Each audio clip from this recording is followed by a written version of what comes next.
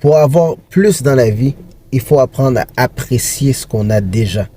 Il faut avoir de la joie dans ce qu'on a. Parce que c'est la joie qui attire vers nous ce qu'on veut. Parce que, premièrement, il faut la paix. La paix, c'est le contenant, le réservoir dans lequel on peut mettre la joie, on peut mettre la santé, on peut mettre le succès, on peut mettre tout ce qu'on désire. Mais ce qui attire le magnétisme dans tout, que ce soit l'amour, que ce soit le succès en affaires, que ce soit la réussite scolaire, c'est la joie. Si vous prenez tout avec un esprit de joie, waouh, tout devient facile. Parce que tout vient vers vous.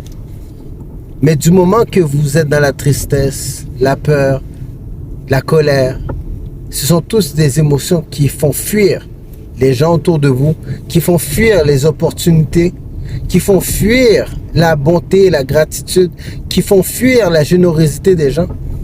Alors, si vous voulez recevoir plus, appréciez ce que vous avez maintenant, là où vous êtes. Là où vous êtes. Si vous appréciez le petit palais dans lequel vous êtes, vous en aurez un plus grand. Mais si, dans la petite demeure que vous avez, vous ne traitez pas cette demeure-là comme si c'était un palais royal, vous aurez moins. Vous vous plaignez que vous manquez d'espace, eh bien vous serez dans un endroit encore plus petit pour que vous puissiez apprendre à apprécier l'espace que vous avez. Car il y a des gens qui n'ont rien. Appréciez ce que vous avez et vous aurez plus. Vous continuez à vous plaindre, on donnera à celui qui a, et à celui qui n'a pas, on retirera même ce qu'il a. Alors soyez dans la joie. Vous savez à quel moment vous avez perdu la joie de vivre? Quand l'amour ne rayonnait plus dans vos yeux, ne scintillait plus, quand votre sourire diminuait de jour en jour, quand votre énergie, votre luminosité s'est mise à devenir de plus en plus opaque, de plus en plus triste, quand votre destin n'est pas clair, c'est là que vous sentez que il me manque un élément. L'énergie n'est plus là, la motivation n'est plus là. Vous courez, mais sur un tapis roulant, vous n'allez nulle part, sans aucune vision, sans aucun plan.